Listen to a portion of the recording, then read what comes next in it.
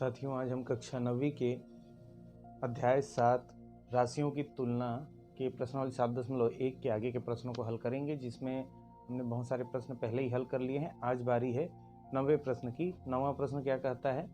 सरिता ने एक कूलर 15% कर सहित 5,750 रुपये में खरीदा। कर के जोड़ने से पहले कूलर का मूल्य ज्ञात कीजिए। इससे संबंधित या इसी टाइप के बहुत सारे प्रश्न हमने पहले भी हल किए हैं। जिन साथियों को और डिटेल से समझना होगा वो प्लेलिस्ट में जाकर या फिर वीडियो में जाकर इनके प्रश्नों को सर्च कर लें और देखने और फिर समझने की कोशिश करें। आगे हम यहाँ पर आज ये जो 9वां क्वेश्चन है इसको हल करेंगे। तो यहाँ पर क्या है कि सरिता कोई महिला या लड़की है जिसने एक कूलर खरीदा है 15% टैक्स पटाकर, लेकिन टैक्स और कूलर दोनों का कीमत मिलाकर कितना उसने पेड किया है? 5,750 रुपये में उसने खरीदा है। तो इस कूलर का, ये जो कूलर है, टैक्स लगने से पहले इसका वास्तविक कीमत क्या था? मतलब ये 5,750 रुपया उसने दिया जरूर है, लेकिन उसमें टैक्स जुड़ा हुआ है। तो बिना टैक्स जुड़े उस कूलर का वास्तविक मूल्य क्या था, ये हमको ज्ञात करना है। तो चलिए साथियों, इसको हल करके देखते हैं कैसे ये हल होगा। तो साथियों, प्रश्न का सार एक बार फिर आपके सामने कि बिक्री कर 15% है। कूलर का कुल मूल्य जो चुका कर लिया गया है वो है 5,750 रुपये। हमको कूलर का बिना टैक्स का मूल्य जो है, वास्तविक मूल्य, वो निकालने के लिए कहा गया है। तो चलिए साथियों, जैसे हम पहले हल करते हैं वैसे ही हम फिर से यहाँ करेंगे कि मान लेते हैं कि कूलर का जो मूल्य होगा, माना कि कूलर का वास्तविक मूल्य जो हम निकालना चाहते हैं, वास्तविक मूल्य 100 रुपये है।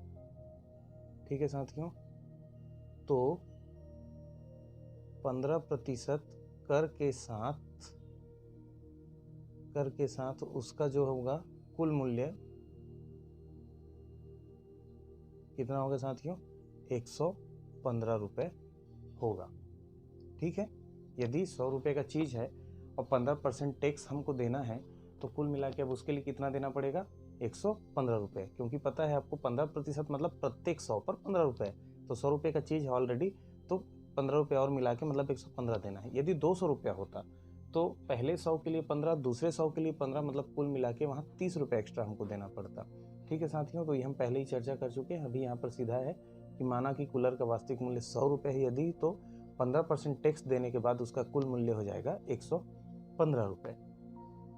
अब इसी को हम इस प्रकार से भी लिख सकते हैं कि तो 115 रुपये कुल मूल्य का जो वस्तु है, कुल मूल्य के कूलर के लिए निकाल रहे हैं, कूलर ही लिख लेते हैं कि 115 रुपये कुल मूल्य के कूलर का वास्तविक मूल्य हमको निकालने के लिए कहा गया। तो वास्तविक मूल्य हम ले लेंगे, कूलर का वास्तविक मूल्य कितना होगा?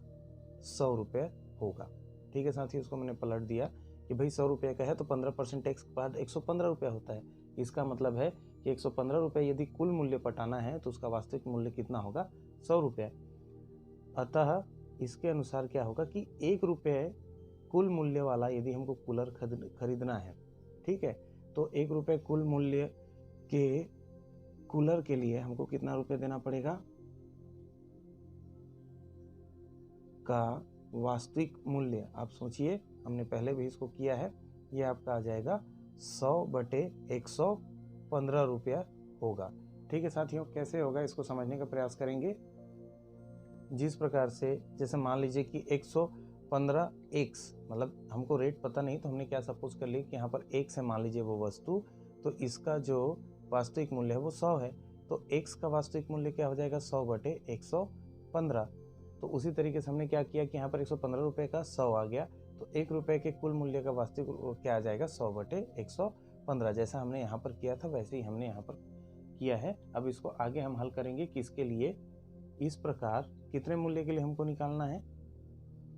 5,750 रुपये के लिए। तो इस प्रकार 5,750 रुपये कुल मूल्य वाले, ठीक है, कुल मूल्य के यहाँ पर मैंने जमा के लिख दिया कि इस प्रकार 1 रुपये वाले के लिए ऐसा है, यदि तो 5,750 रुपये वाले के लिए क्या हो जाएगा? इस प्रकार से होगा 100/115 1 रुपये के लिए, तो 5,750 के लिए इसमें 5,750 का गुणा करना पड़ेगा। तो इसको हम हल करेंगे तो इस प्रकार से मिलेगा 100 गुणित 5,750 और नीचे आ जाएगा आपका 115। अब देखिए साथियों, ये 5 से कटेगा, 5 से आप कटा सकते हैं। ये हो गया 5 दूने 10, 5 सौ नम शून्य, और यहाँ पर भी होगा 5 दूने 10, एक हासिल बचेगा और यहाँ पर आ गया 5, तो ये 5 दिया 15, 23 आएगा यहाँ पर। अब इसके बाद इसको मैं फिर से लिख लेता हूँ, 20 गुणित 5750, और नीचे आपके सामने होगा 23। ठीक है, तो यहाँ पर 23 है। अब इसमें देखिए क्या ये 23 से कटता है, यदि कटता है तो फिर जल्दी से हल हो जाएगा, नहीं कटा पाएंगे तो फिर थोड़ा सा समय लगेगा। लेकिन साथियों आप इसको कटा के देखिएगा, क्योंकि मुझे क्या है इसका उत्तर पता है। आप लोग इसको गुणा भाग करके हल करके देख लीजिएगा। मुझे इसका उत्तर पता है, इसलिए मैं सीधा इसको लिखूंगा। इसका उत्तर आएगा 25। ठीक है, अब इसको करके देख लेंगे। तो 20 गुणित यहाँ पर आता है 25, और 25 के साथ जब 20 का गुणा हो जाता है तो उत्तर आ जाता है यहाँ पर 5000 रुपये। इसको आप भाग कर लीजिएगा, या तोड़ सकते हैं तो तोड़ भी लीजिए। चलिए तोड़ के देखते हैं। जैसे 23 का 23 एकम 23 हमने किया यहाँ पर। ठीक है साथियों, तो 57 में से 23 गया, कितना बचेगा यहाँ पर? 7 में से 3 गया 4, और 5 में से 2 गया, कितना बचेगा यहाँ पर? 3 4, और यहाँ पर बचा हुआ है 5 हमने ले लिया। तो 345 को हमको फिर से क्या करना पड़ेगा? यहाँ से 5 से कटाना है। ठीक है साथियों। अच्छा 1 मिनट, मैंने यहाँ पर कुछ गलत किया है क्या? यहाँ पर गलत किया है, इसको थोड़ा ध्यान देने की ज़रूरत है। हमको क्या करना है, इसको 2 बार में कटाना है। 23 दूने 46 आएगा, 46 आएगा। तो आप यहाँ पर ले लीजिए, 57 में से 46 कटेगा, 7 में से 6 गया 1, 5 में से 4 गया 1, और यहाँ का 5 हम उतारेंगे। तो 515 यदि हमको चाहिए तो 23 का पहाड़ा हमको 5 बार पढ़ना पड़ेगा। 5 दिया 15 का 5 हासिल आएगा 1, 5 दूने 10 और 1 11। तो इस प्रकार से आप देख सकते हैं कि 23 दूने 46 आ गया। 46 से यहाँ पर कितना हासिल बचेगा साथियों? 11, और यहाँ पर 5, तो 115। 23 में 5 का हमने क्या कर लिया, उसको भाग दिया, 5 बार पहाड़ा पढ़ा, तो वहाँ पर आ गया 25। तो 20 गुणित 25, और यहाँ पर आ जाएगा 5000। तो इस प्रकार से आप इसको हल करेंगे। तो ये ऐसे प्रश्न हमने पहले भी हल किए हैं, और ये जो हो गया आपका रफ वर्क, इसको नोट करने की आवश्यकता नहीं है, आप चाहें तो नोट कर सकते हैं।